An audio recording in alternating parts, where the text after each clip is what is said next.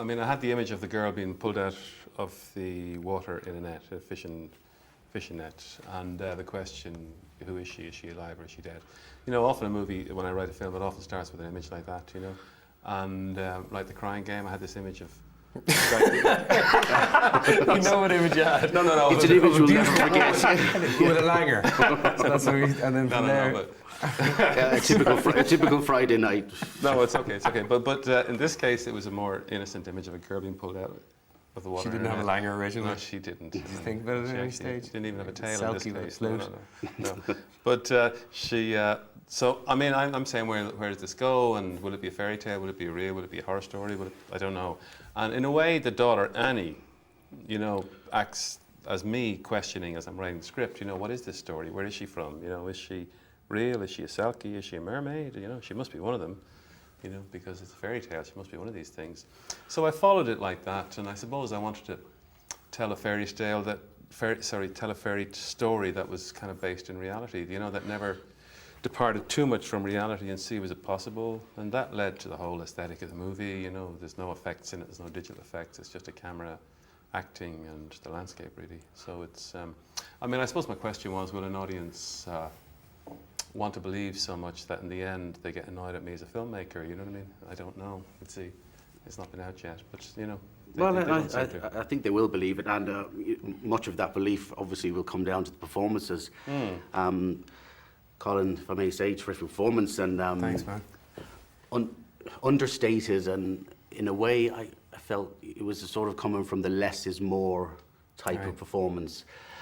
Is that something that you wanted to bring to the role? Was that a conscious decision on your part, the way you play it? Not really. I loved the simplicity or the seeming simplicity of the character Syracuse. I loved that he had taken all that had befallen him in life, including, you know, a mother that's recently passed, a daughter that's very sick, 2 years sober as an alcoholic in a very wet town, you know, and he had taken all that on the chin, and he completely lacked this self-pity, which would have been extremely justified if he had felt it, you know, or this kind of woe is me attitude with the world. He was just getting on with the business of living and being the best father he could day to day, and he kind of starts off the film with his head down.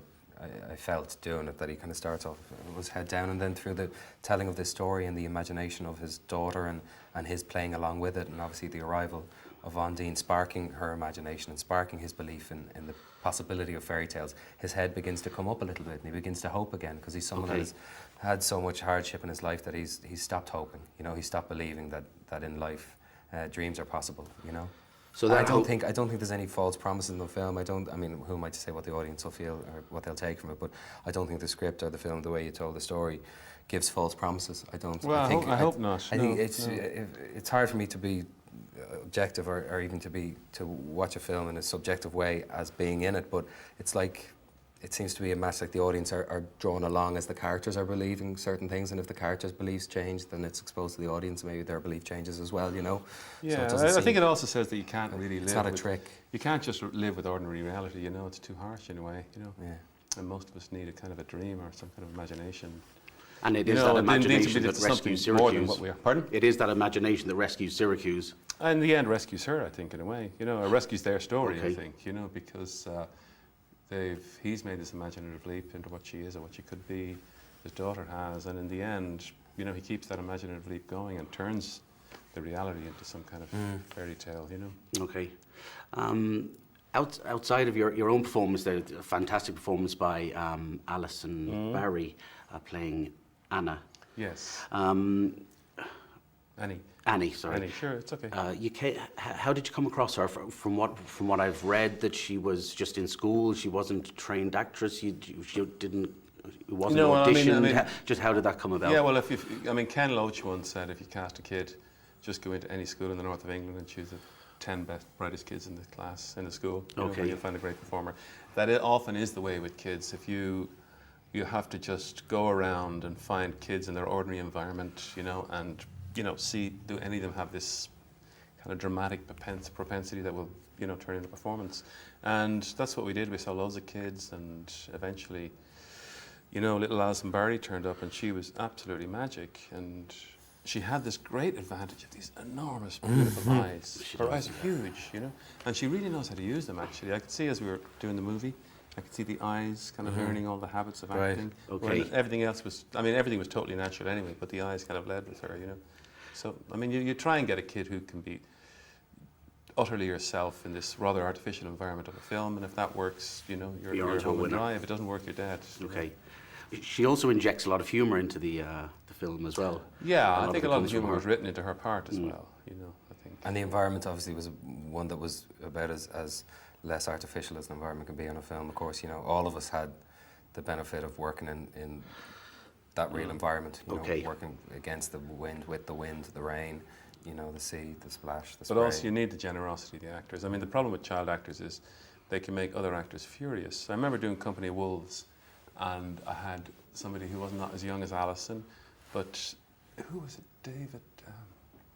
God, one of the rather revered British actors says to me, "I hate working beside children because they always destroy your performance." And you need a bit of generosity on the part of the thespians in a way, you know, to allow the child performance to happen. And To allow their performance yeah, to be destroyed. absolutely. And Okay. Colin and Alicia actually absolutely gave that, you know what I Right. mean? Because nobody can beat, you know, an unaffected performance from a kid who's acting for the first time. Yeah. You know, because nobody can reach that simplicity in a way. And so, you know, And generosity. in a way, it goes beyond acting itself. You know, Yeah, when well, you it's are being, touching actually. into They something. are being if yeah. they're working. You know, they're being in the moment and in the environment, and there are no tricks because they haven't learned any tricks. You know? Yeah, it's true.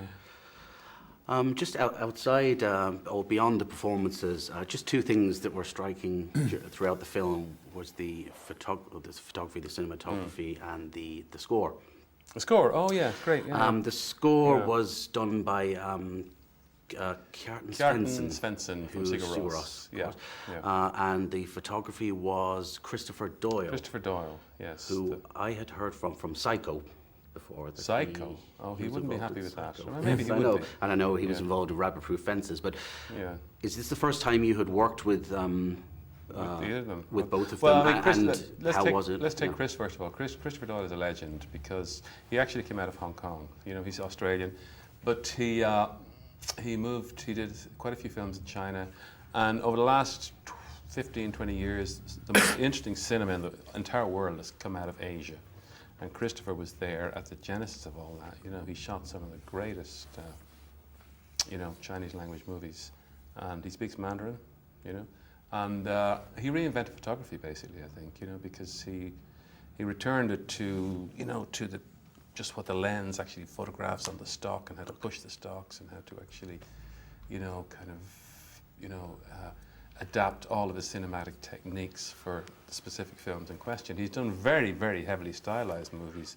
And in this case, I said to him, Chris, how are you going to do this? Because, you know, the great films you've done, like Chungking Express or In the Mood for Love, they're so stylized and so kind of manicured in a way.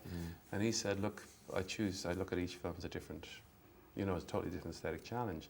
In this case, he had to do it with no tricks whatsoever, almost without any lights, entirely available light and stuff like that, you know, and hold the camera, most of it was handheld. But he had to place himself in the water, you know, with that boat, you know, with Colin, with Alicia, with Alison, Okay, you know, in the environment. that was his. That's what he did, yeah. Right. And then, as you say, without the tricks, it goes back to what you were saying about the story itself. Without the special effects, without the tricks, it retains that simplicity of it all as well, and that works on that level as well. Well, I mean, the question is, you know, does the landscape have enough magic itself to tell the story? I think it does. I hope it does. Hope audience will feel the same. I think it does, yeah. Yep. And Svensson, if we could just Oh finish. yeah, yes. Well, sorry, Sigur Rós, sorry. Sigur Rós, they're one of the most interesting musical events of the last 20 years. Anyone who's seen them, you know, I decided to put one of their songs right at the centre of the film. You know, the plot hinges on It's that actually song right pivotal away. to the role, then. It's not Yes. a very well-known song. It was a song by Madonna. You'd look like a right idiot, wouldn't you, for not having recognised it? But, you know, and Kjartan did a beautiful score, extraordinary score, you know. I mean, the thing is, if you get a rock and roll being to write for a movie, they tend not to know the kind of rhythmic changes and dynamic changes that film scores need. So you tend to get something absolutely beautiful, but it can exist, you know, on one plane a bit, you know what I mean? Which I had quite a lot of work to do with a lot of what Kjartan wrote. You know, some things he wrote for some scenes, I changed it and put it in another scene. So there was a lot of that back and forward process. But I think the end result is marvellous. It does, it works.